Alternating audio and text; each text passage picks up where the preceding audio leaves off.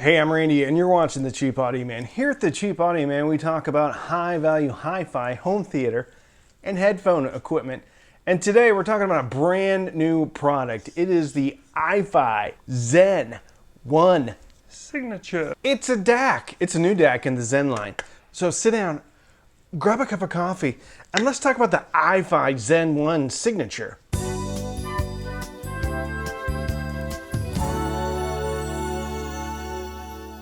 Today's sponsor is Sith Audio Boraxia. That's right, it's a dry cleaner.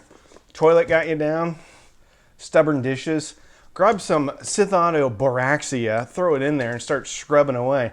You're gonna get all that baked on stuff and other stuff in your toilet right off. Sith Audio, audiophile Boraxia dry cleaner. Way better than the other cleaners. 43 bucks a box. The Zen 1 Signature. This just came out and I was so excited about it. I promptly bought it right away. First day I knew about it, I put one in the shopping cart and I pressed buy now. Ifi did not send this one to me. This one is mine. I own it unless I return it. Am I going to return it? I don't know. Stick around. Let's find out. You may see this. What is that? Glad you asked. That's a Bluetooth antenna. This Zen DAC, for the first time ever, not only has multiple inputs, but it also incorporates Bluetooth technology. It's not just Bluetooth technology, it's all the latest and greatest codecs, LDAC, aptX adaptive, some stuff for Huawei phones, whole bunch of goodness, all built right in to one chassis. There are other products out there like the Ifi Zen Blue. This gives you all that functionality and more inside a DAC. Not only is it a DAC, you may be familiar with the Zen DAC. The Zen DAC only has a USB input. This one has multiple inputs. USB to be included, so that's great, but it's their fancy USB connector, so don't lose the cable because you'll have to search for another one and then buy it off of Amazon. Has an optical input, has a coaxial input and output, regular RCA outs, and then the beloved 4.4 pentagon balanced output. Ifi loves that one. The aesthetics match up with the rest of the Signature line, and it's like a navy dark metallic blue on top and a black brushed finish on the front, which I quite like. It looks really good. Functionally, it's pretty easy. Power button, input selection button, little portal, little window, little button over here to turn on the Bluetooth, do some other stuff. Another little porthole to see what resolution you're playing. It looks really good. It looks fantastic. I like the looks of this one better than the regular Zen series, which is like gray and silver. However, that is going to be, well, really your preference. I just think this one looks cool. I compared this directly to the Geshelli Labs J2. It's also a balanced DAC. It also has a whole bunch of inputs. This actually has a coax in, 2 optical ins, a USB in, and then XLR output, RCA output, 12 volts. Comes in a variety of colors. Then you have an optical and a coaxial on the front. Pushy, pushy, pushy, pushy. They couldn't be more different from a styling perspective, but from a functional perspective, they're pretty similar. The only difference is the Ifi has included Bluetooth. This one does not. This one comes in at $300 with the USB input. If you don't need a USB input, this is $250, the Geshelli Labs J2. The Ifi is currently at $350. That's it. That's all you get. Doesn't have a remote or a headphone amp, so this is not exactly like the Zen 1 and Zen version 2. This is the Zen 1 Signature. No headphone amp, although it would have been cool. Let's talk about something else that's cool. I wanted this. Why? Because I thought the Ifi Zen 1 was awesome. I thought it sounded incredible, and I think it still sounds incredible.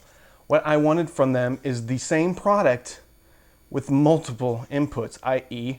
coaxial and optical, so that you could add a DVD player or add anything with an optical or coaxial digital out, instead of only being limited to USB. Well, they gave me that and Bluetooth, but no headphone amp, which is okay. We're making progress. On the bottom, 4 little feet, so it doesn't move around very much. Very nice. Looks really good. If a DAC could be described as being sexy, this is pretty sexy. It's got nice clean lines, nice curves. I feel weird saying that. It's powered by a 5-volt power supply. Okay, so that opens up a little bit of opportunity to be powered by battery banks or powered by low noise switching power supplies that, ironically enough, Ifi sells as well. The included wall wart type of power supply has a very nice cloth covered cable, cloth covered cable, which is cool because it doesn't get like as tangled up as other cables have a tendency to do. Don't generally get very excited about power supply wall warts, but this one is nicer than most. It has one of these little things on the end. Okay. So when I listened for differences between the Zen 1 signature, I'll get it right one of these days, and the Geshelli Labs J2, initially I listened to it through the Odyssey or Audi's LCD-X headphone. Very, very good headphone. I had these both running into the Geshelli E2 headphone amp, both running balanced, and then I had a switcher, the Big Bear balanced switcher, and I'd go back and forth, click, click, and I'd have to change the USB output on the computer. I was using Tidal to actually be the source. My computer was the source, running Tidal. Then I listened for differences. I also used the Hi-Fi-Man Edition XS. From a sonic standpoint, they were almost indistinguishable. There was a slight bit of a warmer presentation on the Ifi Zen 1 signature than on the Geshelli Labs J2, which surprised the heck out of me because the Geshelli Labs J2 is a very smooth and rich DAC, but it still has detail on top. I didn't expect this to be, well, I thought maybe they'd sound similar. Now they sounded very, very similar. Just a bit more butter coming through the Zen 1 signature. From Ifi Audio, there was a bit of a difference in output levels. I noticed more of a difference when I was running it single-ended upstairs on the Akitica pre and power amp. I was using the Amazon Link as a source for that and then my phone to control it. So I was switching back and forth between the Zen 1 signature and the Geshelli Labs J2 using a optical splitter. Probably not the best way to do it, but that's the way I did it. So what I did is I split out the optical signal coming out of the Amazon Link, and then I plugged it into both units. Then I ran RCAs out into 2 different inputs on the Akitica preamp. And then the only thing I had to do was switch it. Boop, boop, boop, boop. But there was an output difference, which means there was an overall sound level difference, which means I had to change the volume every time I switched inputs. And I had to do the same thing when I was listening to headphones. Not the most ideal way to compare DACs, because even a slight increase or difference in output level can make a big difference in perceptible or subjective sound quality. Normally, the louder one sounds better. Luckily for me, the Zen actually had a lower output on the single-ended, and I still heard differences. Very subtle differences, but they were there. Those differences on speakers as well as on headphones was in the lower richness area. It just buttered things up a bit. Vocals seem to be stepped back a little bit and a little bit flatter. I listened to Alice in Chains' Rooster MTV Unplugged 10 times. I just kept going back and forth, listening to it. A-beat it, switching back and forth, changing the volume, listen to the whole song through the Zen, listen to the whole song through the J2, just kept listening to it over and over again. And the takeaway here is the vocals on the Zen 1 signature, a little bit stepped back, less detail, less dynamics. The top end, really pretty much identical. Soundstage, surprisingly identical, because the Geshelli Labs J2 actually does an incredible job of sound staging, and in my opinion, beats higher priced DACs in that category, which include the Schgitt Bifrost 2, the Topping D90 SE, M500 Mark II. The Geshelli Labs J2 does a better job of soundstage width and soundstage depth. There were imperceptible differences between the Zen 1 signature and the J2 when it came to soundstage largeness. Imaging was slightly better on the J2.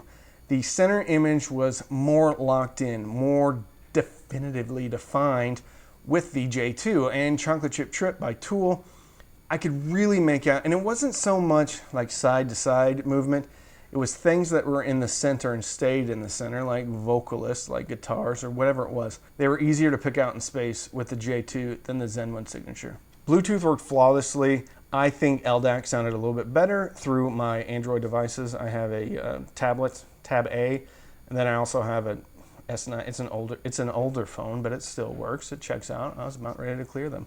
Anyway, I have an older Android phone that runs LDAC. I felt like it was a little bit more dynamic than AAC. AAC seems a little bit flatter, more compressed, which makes sense. I don't know if it's all in my head. Also seems a little bit more sterile than LDAC. Either way, it doesn't matter. Bluetooth sounded great.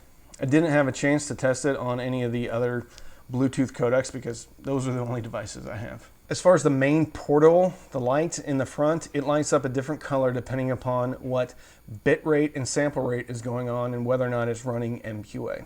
So Tidal switched it flawlessly, just like it does on the Zen DAC and things like that. Overall, I really like the Zen 1 Signature. I think it continues to, maybe not improve upon, but continues to add more features and more benefits for the customer in the form of multiple digital inputs and Bluetooth integration. So you don't have to run out and buy a Zen Blue if you were thinking about doing it. You can get it all in one box now. I sure wish it had a headphone amp, but I know that's asking for a lot. I think $350 is a fair price. If I'm comparing it directly to the J2, they both are balanced DACs. They both don't have remotes, so they're a fixed output. The Zen 1 Signature has Bluetooth. So I think the $50 extra is justified. Sound-wise, the J2 barely pulls ahead in just a few different categories. I was surprised at the Soundstage largeness. I was also surprised at the bass emphasis on the Zen. It was just more pleasing to my ear. It was more emphasized, more organic. And I was again shocked because the J2, I always felt like did a very good job on the low end. Zen is just a bit better to my ear. Everything else, I think the J2 wins by a nose. Soundstage is equal. Mid-range on the J2 I thought was better, more dynamic, more natural, more forward and in line with the rest of the Soundstage. Top end, they're very similar. I didn't really hear any differences. On a headphone, I really had a hard time hearing any differences at all. Built very well, looks incredible. I love the styling. If it had a remote, that would be really cool too. And maybe it should have a remote since this is Bluetooth and a standalone DAC, no headphone amp. Maybe they should have an option for that. I don't know. I shouldn't get greedy because they finally brought multiple digital inputs to the Zen series, which is awesome. You can hook up the Zen Stream to this if you want to. They're not going to look the same. They're going to be different colors. That's cool. You can hook it right into it. Overall, very impressed. $350, maybe pushing it, but if you like the styling, I can attest that it sounds great and it's going to pick fights with anybody in the price category. M500 Mark II from SMSL. That does come with a headphone amp. I think the Zen from Ifi beats it in Soundstage. Whether or not it beats it sonically, I don't know. It also comes with a remote control, but it also comes in at about $100 more. Overall, I think the Zen 1 Signature is fairly priced, has a great feature set, and sounds really good. Splitting hairs. DACs are hard to hear a difference, and when you hear differences, you have to try to sort out, okay, is this a level difference that I'm hearing? But definitely a little bit more buttery on the bottom end, a little bit less detailed in the mid-range than the J2. So if you want to support the channel, you can sign up for Patreon, patreon.com/cheapaudioman. Every Sunday night we have Patreon-only Zooms. We also have a Patreon-only Facebook group. You can also sign up for Amazon Music. There's a link in the description. I also have a link to Tidal. You can sign up for Tidal. They're running a special right now. $2 for 2 months. You can also use the affiliate links in the description. Those are affiliate links, which means if you buy something through those links, I will get a commission, but it doesn't cost you any more, so it's a great way to support the channel. So don't binge watch anything on Netflix or Hulu. Binge listen through your new Ifi Audio Zen 1 Signature and fill your soul with happiness. And with that, I'm Randy. I'm the Cheap Audio Man.